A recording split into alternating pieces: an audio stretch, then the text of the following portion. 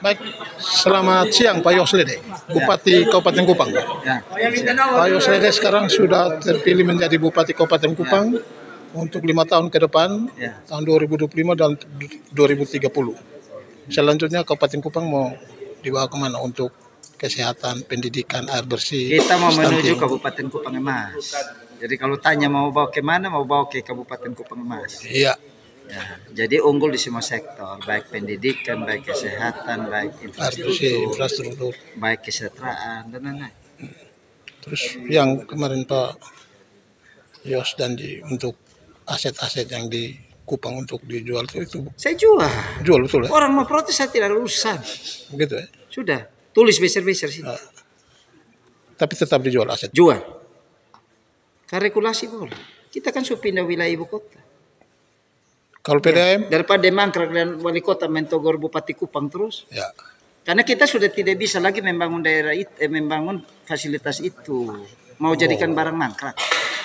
Ya. Jadi Atau jangan sampai suatu saat terjadi perubahan regulasi, kita serahkan gratis saja ke kota dan provinsi.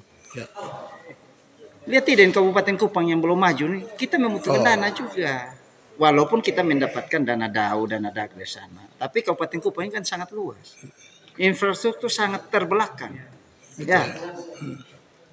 Kita belum bicara sektor lain, pertanian, peternakan yang pariwisata. Infrastruktur saja sangat terbelakang dan masyarakat butuh. Hari ini masyarakat tuh butuh jalan baik, rumah layak huni, ya. Ya, anak-anak dapat beasiswa, ya. Butuh air untuk minum lewat bangunan air yang dibangun, ya. Jadi kita tidak butuh berpolemik berkepanjangan. Sepanjang tidak melanggar undang-undang sesuai dengan regulasi, jalan. Tetap dijual. Yang penting jangan mengakibatkan kerugian negara. Ya. Jadi Tetap- kalau ada yang polemik, dia polemik sudah. Ya. Jadi tetap dijual ya. Saya jual. Tetap dijual dan untuk membangun Kabupaten Kupang. Membangun Di Kabupaten sini. Itu Saya satu kasih ide contoh. bagus. Saya kasih contoh ya. Kita punya biaya sewa ini hanya 1,8 M per tahun.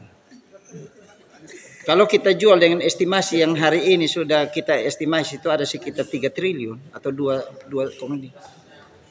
Maka kita bisa katakanlah kita taruh di bank saja dividennya dari 2,5 triliun itu ya. Kita masih bisa dapat sekitar 150 miliar uang ada di, tapi dana abadi tetap sampai kapanpun ada di situ. 150 miliar itu kita pakai bangun jalan, bangun masyarakat rumah daun kita bangun air untuk masyarakat konsumsi dan lain-lain. Daripada jadi barang mangkrak. Ya. Pemikiran Bupati yang baru ini 2025-2030. Kalau saya sepanjang tidak langgar aturan saya tabrak. Kalau langgar aturan yang saya tidak boleh. Kita akan lihat kaji secara aturan, secara regulasi. Kira-kira yang kita lakukan ini bertentangan dengan undang-undang tidak. Kalau bertentangan kita taat. Tapi kalau tidak kita jalan. Ya, kita ini kan sudah berapa kali juga ditegur oleh kota. Oh, Di lain pihak kita tidak bisa lagi memanfaatkan itu gedung untuk kita perbaiki, untuk kita bangun. Dan dia akan menjadi mangkrak dan itu membuat kota menjadi tidak indah. jadi Siapa semua tahu suatu saat ada perubahan regulasi dan regulasi bilang sudah kan ini kamu sudah berpindah wilayah dan harus serahkan di kota, kami yang rugi. Jadi sebelum itu terjadi kami menangkap. Jadi kalau kebijakan itu ada yang suka dan tidak, ada yang dukung dan tidak. ya. Yang tidak dukung saya tidak peduli. Yang penting jangan melanggar undang-undang. Jangan melanggar regulasi. Oke. regulasi. Ini terakhir, Ya. Pak Yos.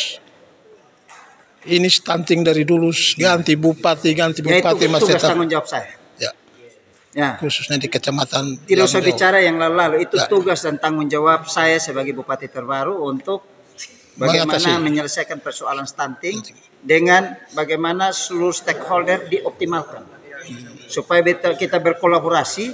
Ya, apalagi kita senang sekarang tuh ada makan bergizi gratis. Itu juga salah satu solusi untuk bagaimana memperbaiki stunting, bagaimana mengurangi angka stunting yang ada di Kabupaten Kupang. Makanya kita harus bagaimana perkuat ketahanan pangan yang ada di Kabupaten Kupang dan pertanian menjadi leading sektor.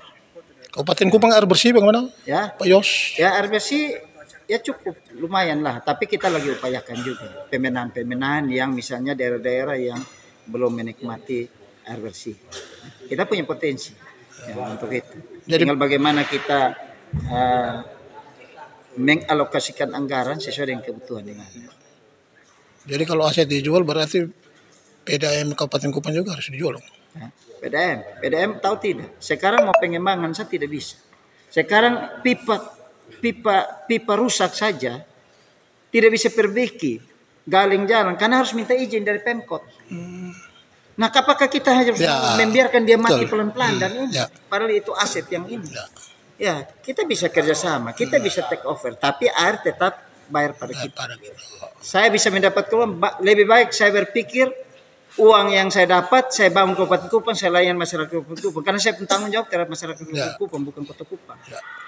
Ya, Betul. Jadi semua fokus di Kabupaten Kupang semua. fokus. Setelah Saya bertanggung jawab. Bupati baru 2025 Yosle Esa tetap fokus kepada Fokus Kabupaten Kupang. masyarakat Kabupaten Kupang. Oke, terima kasih Pak Bupati. Selamat siang. Siap. Selamat bekerja, Tuhan berkati ya. Siap. Pak Bupati.